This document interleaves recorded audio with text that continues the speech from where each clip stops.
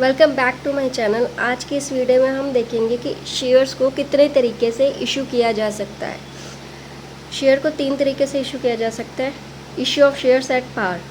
Eight par का मतलब है कि 10 रुपये का अगर कोई शेयर है, एक शेयर की वैल्यू 10 रुपये है, तो उसको जनरल पब्लिक के लिए भी 10 रुपये का ही इशू कर दिया। जैसे कि लास्ट वीडियोज़ की एंट्रीज हमने करी थी कि 10 रुपये का शेयर है, 10 रुपये में इशू कर दिया, और हर उसकी स्टेप की या इंस्टॉलमेंट की 2-2 एंट्रीज आएंगी। जैसे एप्लीकेशन की 2 एंट्रीज आएंगी, अलॉटमेंट की 2, फर्स्ट कॉल की 2, सेकंड कॉल की 2-2 एंट्रीज। सेकंड टाइप है issue of shares at premium. Premium का मतलब है कि 10 रुपये का अगर शेयर है तो उसको 2 रुपये, 3 रुपये या 1 रुपये, डिपेंड ऑन क्वेश्चन, कि एक्स्ट्रा अमाउंट के साथ जब इशू किया जाता है तो उसे बोला जाता है issue of share at premium. अब प्रीमियम पे शेयर की इशू किया जाता है तो शेयर्स होते हैं, या फिर फॉर एग्जांपल एक सिंपल एग्जांपल लेते हैं, क्रिकेट की एक एग्जांपल लेते हैं। ये क्रिकेट मैच अगर स्टेडियम में आप देखने जाओ तो कई बार आपने ये चीज़ नोट करी होगी कि उसकी टिकट सारी बिक जाती है, बट फिर भी ब्लैक में टिकट्स मिल रही होती हैं। ब्लैक का मतलब है कि जितनी अमाउंट की टिकट है उससे एक्स्ट्रा पैसा लेके आपको टिकट दे दी जाती है। लोग उसमें भी इंटरेस्टेड होते हैं और मतलब भाग के जाते हैं कि वो टिकट परचेज़ कर लें। क्यों? क्योंकि उन्होंने वहाँ पे स्टेडियम में बैठ के मैच देखना है। तो उसी तरीके से कंपनी के शेयर्स होते हैं कि कुछ कंपनीज़ की रेपुटेशन या मार्केट वैल्यू इतनी अच्छी होती है कि उसके शेयर्स लेने के लिए जनरल पब्लिक एक्स्ट्रा अमाउंट भी पे कर देती है। तो उसे बोला जाता है issue of shares at premium. मतलब जो शेयर की फेस वैल्यू है उससे एक्स्ट्रा जो अमाउंट पे कर रहे हैं उसे प्रीमियम बोला जाता है। ये तो थी सेकंड टाइप। थर्ड टाइप है issue of shares at discount. मतलब फेस वैल्यू 10 है, 10 से कम का शेयर इशू करना। बट एक चीज़ यहाँ पे ध्यान देनी है कि अभी जो है ये जो तीनों टाइप्स है ये कंपनीज एक्ट 2013 के बनने से पहले की थी।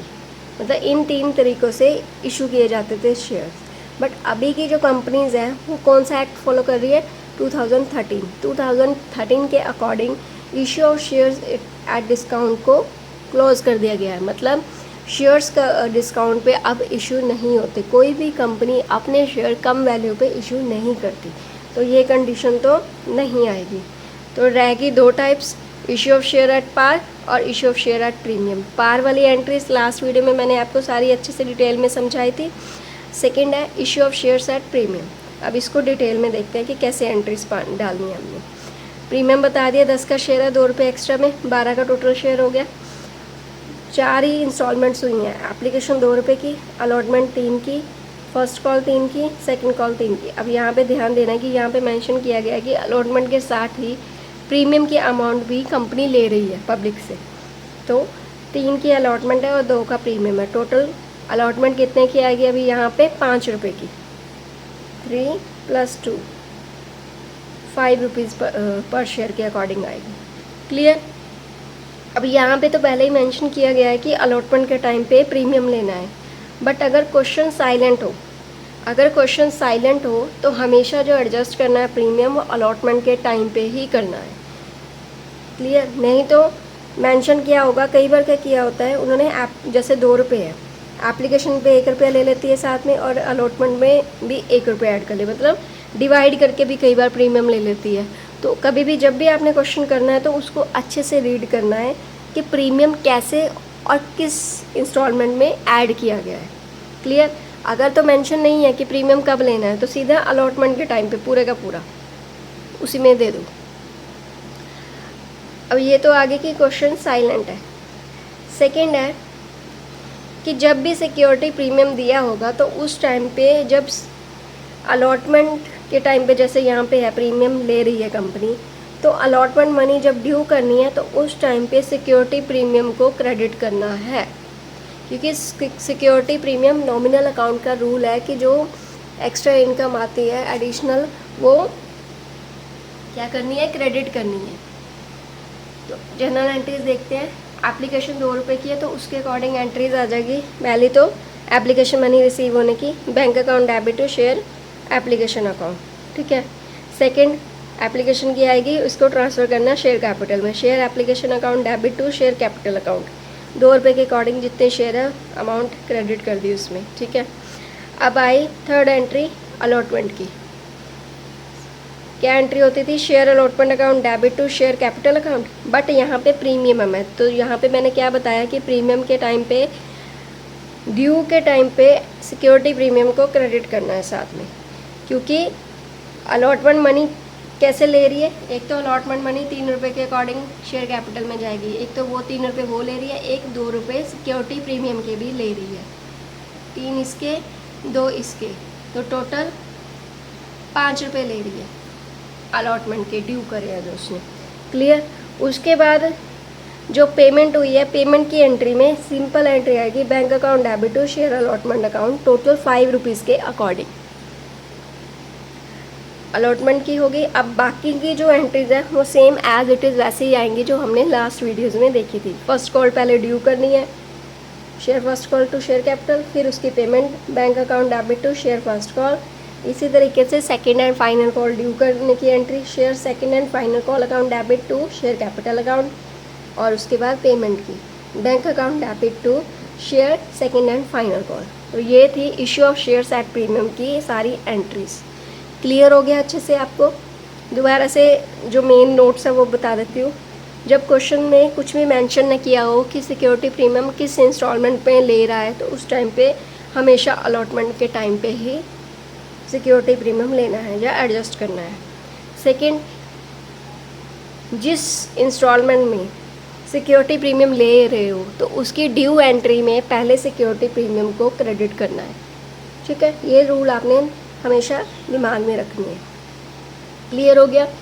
अब इसके बाद हम करेंगे छोटी छोटी एंट्रीज इसी चैप्टर्स के। नेक्स्ट है शेयर इशू एक्सपेंसेस। जब शेयर इशू करे जाते हैं तो शेयर इशू करने के लिए भी कुछ खर्चे करने पड़ते हैं, उसे बोला जाता है शेयर इशू एक्सपेंसेस।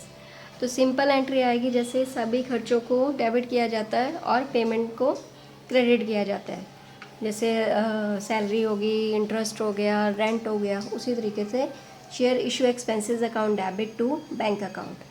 क्लियर? जितने भी खर्चे हैं उनको डेबिट करना है और क्रेडिट कर देना है। चेक के थ्रू पेमेंट हुई है तो बैंक, कैश में हुई है तो कैश।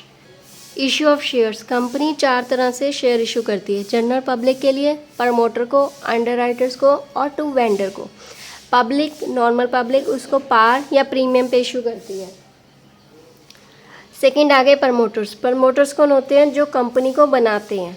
अब जब प्रमोटर कंपनी को बनाएंगे तो कंपनी को बनाने के लिए कुछ ना कुछ खर्चा तो होगा, तो उस खर्चे को फुलफ़िल करने के लिए कंपनी प्रमोटर को अपने शेयर दे देती है एज अ कंपनसेशन, या कह लो मतलब एक तरह का उसका